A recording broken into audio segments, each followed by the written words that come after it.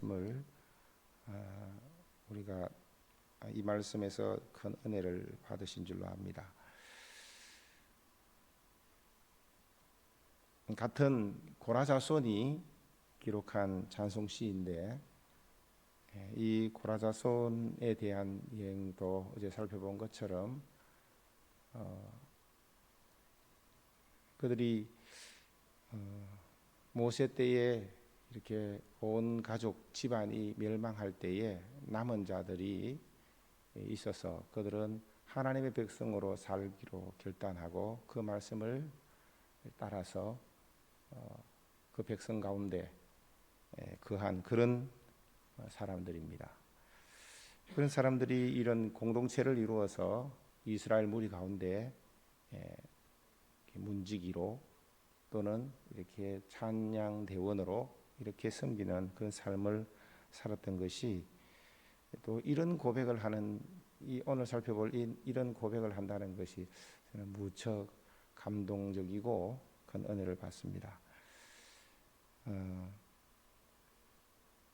오늘 본문 내용은 왜 그들이 그런 결단을 했는지에 대해서 우리가 엿볼 수 있는 부분이고, 더 나아가서 우리가 믿고 따르는 구원의 하나님, 그 구원을 주신 하나님이 어떠신 분이신지에 대해서 많이 알 수 있는 그런 부분입니다. 여러분, 이 본문 읽어보면서 어떤 마음이 드셨나요? 저는 이걸 읽으면서 꼭 에베소서 같다. 에베소서에 찬송하리로다 라고 하면서 그렇게 시작하는 것처럼 이 교리를 구원의 진리, 그 도리를 이렇게 찬송시로 이렇게 풀어내는구나. 근데 좀 어렵구나. 추상적인 이야기처럼 그렇게 많이 들리기도 하겠구나라는 그런 마음이 많이 들었습니다. 여튼 이 본문의 큰 배경은 이 바벨론 포로기가 끝날 무렵 혹은 그 이후에 예루살렘으로 고토로 돌아온 후에 약 주전 5세기경으로 이렇게 추정하고 있습니다. 이 돌아온 이들의 삶은 녹록지 않았습니다. 돌아왔을 때에도 그들은 돌아오기까지 엄청난 고난 속에서, 연단 속에서 그들이 돌아왔을 것이고, 돌아온 이후에도 여러분 에스라서나 이런 내용을 봐서 알겠지만 느헤미야서나 그 이후의 삶이 이전 영광만 갖지 못했고 그들의 삶은 참 고달픈 그런 삶이었습니다. 그런 그들이 정말 마음대로 뜻대로 펼치지 않는 삶에 화도 나고 짜증도 날 만한 그런 삶인데, 구원의 진리를 다시 한번 굳게 붙잡고 하나님에게 그 구원의 은총을 계속 누릴 수 있도록 그들 자신에게 그리고 하나님에게 요청하는 기도의 내용으로 되어 있습니다. 본문 1절부터 3절 보면은 과거의 그 포로기환의 역사를 회상하면서 하나님께 감사하는 내용으로 되어 있고, 4절부터 7절까지는 현재에 대한 구원을 바라는 그들의 기도가 되어 있고, 8절부터 9절까지는 하나님의 구원은 하나님을 경외하는 자에게 이 화평과 영광을 주실 것이라고, 그리고 10절부터 13절 내용은 의와 진리, 인애와 진리, 의와 화평이 만나서 하나님께서는 좋은 것을 주실 것이라는 그런 내용으로 구성되어 있습니다. 이런 내용 속에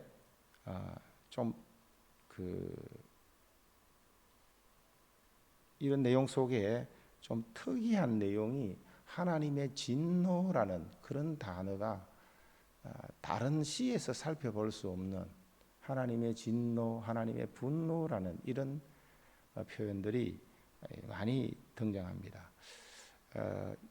이 고라 자손들이 찬송시라고 했는데 무엇을 찬송했을까요? 그 한마디로 말하자면 구원의 은총에 대해서 감사하고 그 은총에 잇대어서 하나님께 간구하는 그런 내용입니다. 다시 한번 기억하고 해야만 하는 일들은 그들이 회개한 내용이 뭔지를 살펴봐야 됩니다. 다시 말하자면 바벨론 포로 생활을 하면서 그들이 고토로 돌아왔습니다. 그들이 고토로 돌아올 때에 그냥 돌아온 것이 아니라 회개하고 돌아왔겠죠. 포로로 잡혀갔던 그들은 과거 아브라함과 이삭과 야곱에게 언약하셨던 그 하나님을 기억하고 그들이 자기들의 잘못을 회개를 하죠. 회개한 내용은 메시아 언약입니다. 곧 평화의 언약, 평화의 복음. 이 메시아 언약을 잊어버리고 이 왕국 시대를 살아가면서 그걸 놓쳐버렸던 것에 대해서 깊은 회개를 하고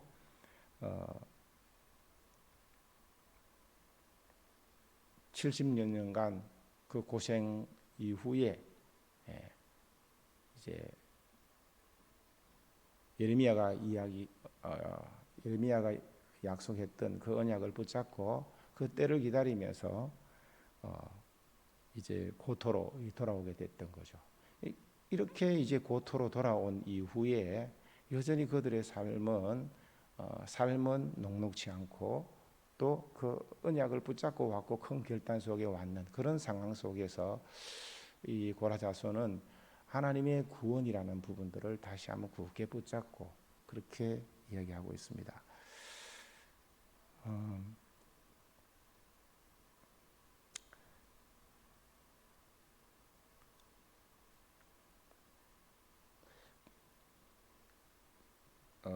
1절부터 3절에 보면 거기에서 반복되어지는 그 표현들이 세 가지가 크게 있습니다. 은혜, 죄악, 진노. 은혜, 죄악, 진노. 그들이 하나님의 구원의 은혜를 이야기할 때에 그 하나님의 진노에 대한 부분들을 많이 언급합니다. 시편이나 또 성경 전체를 보면 하나님은 공의로우신 분이시고 거룩하신 분이십니다. 그 공의를 절대로 아무리 사랑한다고 해서 그냥 돌이키지 않습니다.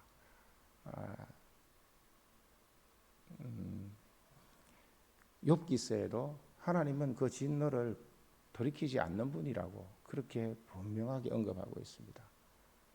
그러면은 이 공의와 이 진노를 그들은 고난 통해서 그들이 다 바벨론 포로 생활을 하면서 그들은 그 대가를 지불한다라고 생각을 했을 거예요. 그렇지만 더 크게 나아가 보면 결국 예수 그리스도의 십자가 안에서 하나님은 그 진노를 죄인에게 쏟지 아니하시고 그 아들에게 그대로 다 쏟으십니다.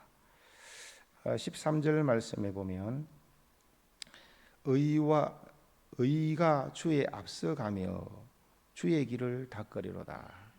제가 이 부분을 묵상을 하면서 많은 부분들을 살펴보고 또 여러 사람과 많이 좀 의논을 나누었습니다. 여기서 말하는 의는 공의입니다. 그리고 주는 예수님입니다. 공의가 앞서가서 주의 앞에 예수님 앞에 앞서간다라는 그런 말이고 주의 길을 닦으리로다 십자가의 길을 닦으리로다라고 이렇게 볼 수 있습니다. 다시 말하자면 하나님은 예수님을 하나님의 공의 앞에 대신 세우시고 예수님에게 모든 진노를 다 쏟아부으신 거죠. 그래서 예수 믿는 자들을 의롭다 하시고 자기도 의로우시고, 그런 맥락에서 이 시편 85편 10절 13절에서 인애와 진리가 만나고 의와 화평이 서로 입맞추다라는 상당히 시적인 표현인 것 같지만 결국 십자가를 말씀하고 있는 겁니다. 그래서 우리가 얻은 평화가 그냥 주어진 것이 아니라 하나님은 이렇게 당신의 아들 예수 그리스도에게 다 쏟아부으실 것을 말씀하시고, 또 구약 이스라엘 백성들도 그들의 삶을 통하여서 그것을 대가를 지불하고 하기도 하고 맛본 거죠.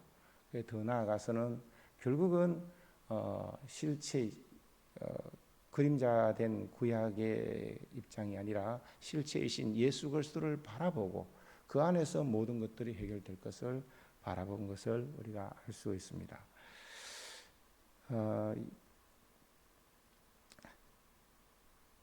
그래서 포로에서 돌아오게 하실 때에 이스라엘 백성의 죄악을 용서하시고 그들의 모든 죄를 덮으셨다고 고백을 하고 있습니다. 그래서 하나님은 그래서 진노를 거두시고 그 불타오르는 진노를 하나님이 돌이키셨다고 고백하고 있습니다.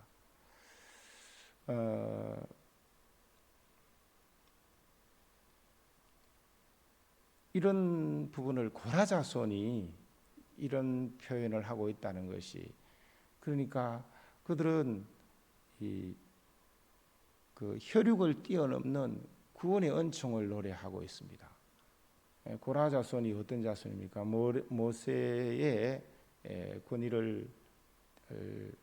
권위에 대적하고 반역하면서 그들은 하나님의 백성으로서 예배자로서 그렇게 살도록 결단하고 따랐던 사람들이죠. 근데 그냥 멀찍이 따른 것이 아니라 적극적으로 구원의 은총을 노래하고 있습니다. 그래서 구원받은 사람이 믿는 사람에게는 받은 증거와 받은 은혜가 많죠. 예수 믿는 것은 받은 증거 많도다라고 했던 것처럼 그들이 이 구원의 은혜, 새 노래를 부르는 사람, 구원의 은혜를 찬양하는 그런 사람들은 다 이 찬양할 이유가 있는 것이고, 그것이 그들의 믿음이고 그 신앙 내용이 하나님이 어떠하심에 대해서 알게 된 거죠. 그래서 하나님이 진노만 베푸시는 분이시라면 진노만 쏟으시라면 두려워했을 텐데 그것을 넘어서 하나님의 은혜를 강조하고 있습니다. 그럼에도 불구하고 하나님은 헤세드의 은혜, 언약에 기초한 그 사랑, 그런 사랑을 베푸시는 분이시라고 굳게 붙잡고 고백하고 있습니다. 시편 85편은 이 로마서와 같은 그런 교리의 내용이 엄청나게 많이 담겨져 있습니다. 그래서 이것을 짧은 시간에 다 이야기하기가 좀 곤란하고 간단히 짚고 넘어가자면 이 하나님의 진노, 하나님의 분노라는 부분들을 이렇게 그들은 그런 삶을 통해서 맛보고 체험하고 돌아온 후에 이 녹록지 않은 삶에 대해서도 여전히 하나님께서 온전한 구원을 적용시켜서 우리 삶에 계속해서 그 은혜를 하나님께서 부으실 것을, 하나님이 그 은혜를 부으시라고 그렇게 요청하고 간구하고 있습니다.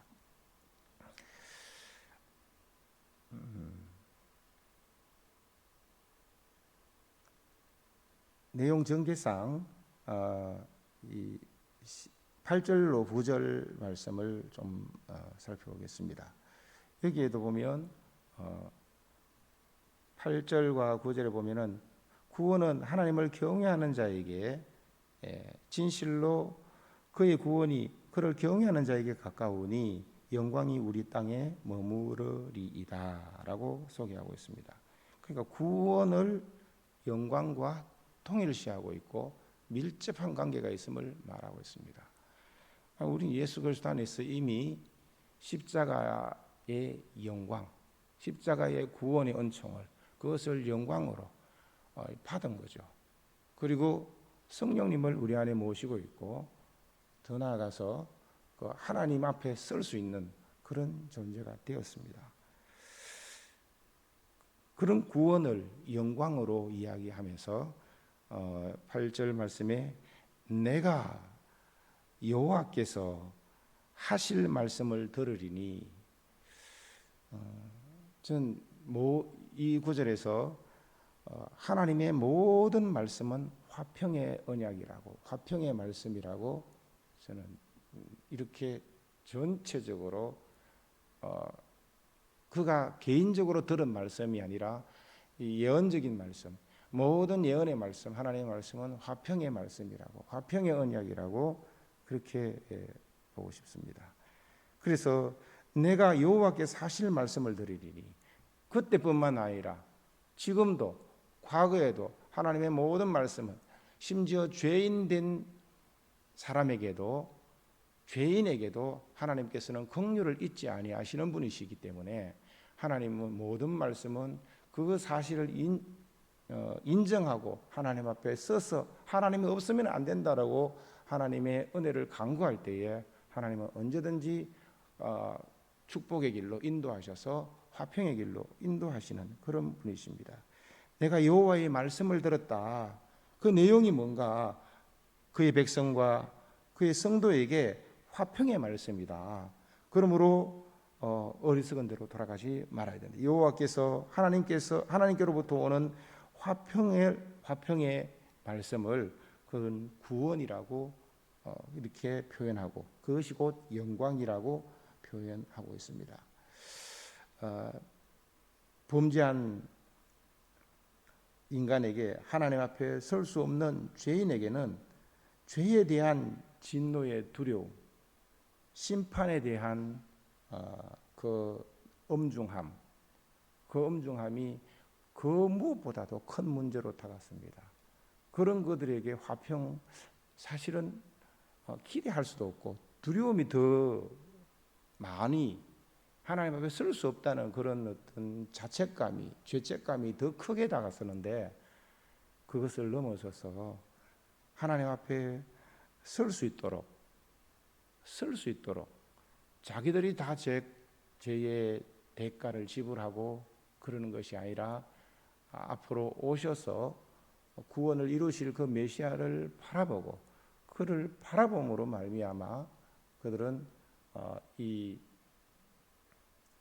이것이 구원의 은혜로 주어지고 결국 그들에게 평화가 임하고 또 하나님의 그 온전한 통치 속에서 하나님이 주시는 축복과 기쁨을 맛볼 수 있었습니다.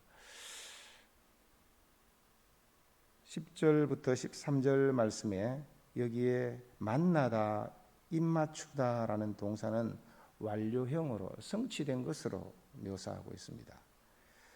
하나님의 구원, 이 샬롬과 영광이 이스라엘 백성에게 임할 때에 어떤 상태로 임하는가를 보여주고 있는데, 이것이 이미 완료된 것으로, 실현된 것으로, 십자가 복음 안에서 성취된 것으로 묘사하고 있습니다. 작게는 그들에게 지난날 바벨론 포로에서 하나님이 구원해 주셨기 때문에 그 구원에 근거해서 하나님이 그 하나님을 만났고, 살아계신 영원하신 하나님은 이런 그 헤세드의 은혜를 베푸심이 영원하고, 그 이스라엘 백성들을 만나 주신 그것은 진리 속에서 만나 주셨고, 그들에게 주신 것은 화평이었고, 궁극적인 화평이었고, 그들에게 하나님 앞에 설 수 있는 이 의로움을 하나님 주신 것입니다. 성경에서 의를 이야기할 때 세 가지로 우리가 살펴봐야 됩니다. 하나는 공의, 하나는 칭의, 그리고 또 하나님의 의라고 하는 겁니다.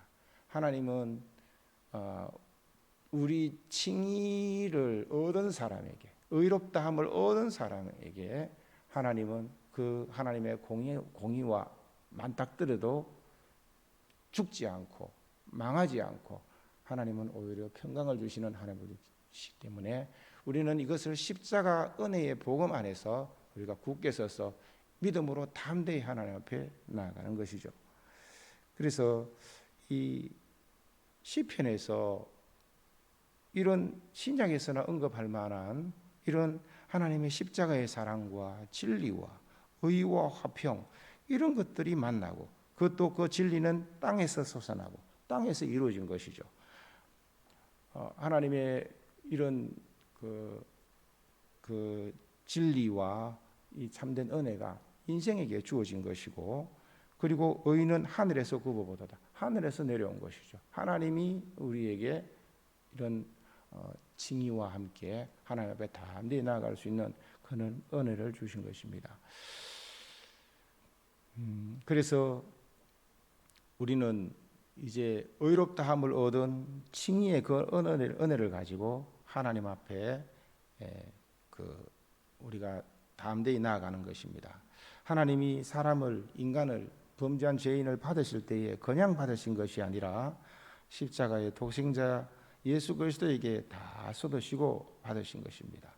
그래서 이런 구원의 은혜를 먼저 맛본 사람이 바로 바벨론 포로 유수기에서 범죄에서 쫓겨간 그 가운데서도 하나님은 그들의 회개와 간구와 기도를 들으시고 회복하셨고 돌아온 이곳에서 그 구원의 은총이 계속되어질 것을 하나님의 헤세드의 은혜를 굳게 붙잡고 하나님께서 돌아온 그 백성들을 온전히 삶의 눈앞에 펼쳐진 환경이 힘들고 어렵고 고통스럽다 하더라도 그것을 바라보는 것이 아니라 하나님이 함께 하시고 하나님의 은혜가 함께 하시고 하나님이 그런 그들을 얼마든지 그 온전한 축복으로 온전한 약속으로 이끄실 것을 바라볼 것을 바라보면서 간구하면서 이 4절부터 7절까지 그 구원의 은총을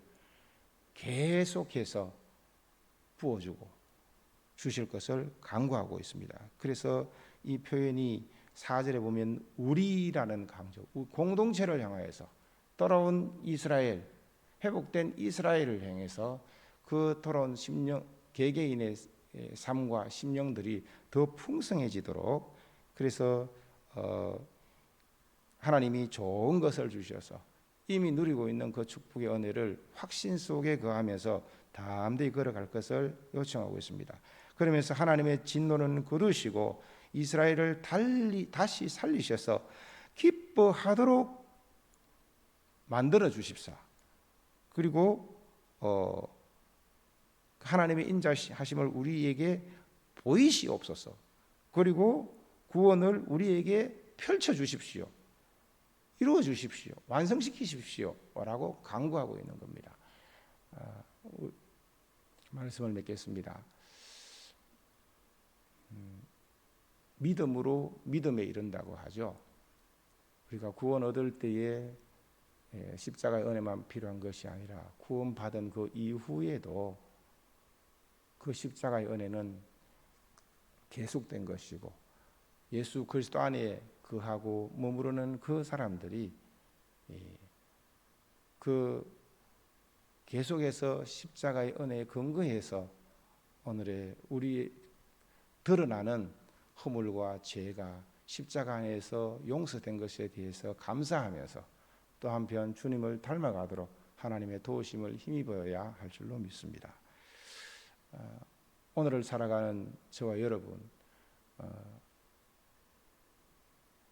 결코 삶이 아무리 힘들고 어렵다 하더라도 결코 놓지 말아야 될 것은 십자가의 은혜이고 그것은 과거만 회상하는 것이 아니라 현재적으로 주님이 우리에게 말씀하시는 주님이 십자가 은혜 속에서 우리에게 누리게 하시는 그 부분들을 굳게 붙잡고 나뿐만 아니라 다른 사람, 공동체, 또 세상을 향하여서도 이 구원의 은총을 흘려보내는 그런 저와 여러분이 됐으면 좋겠습니다.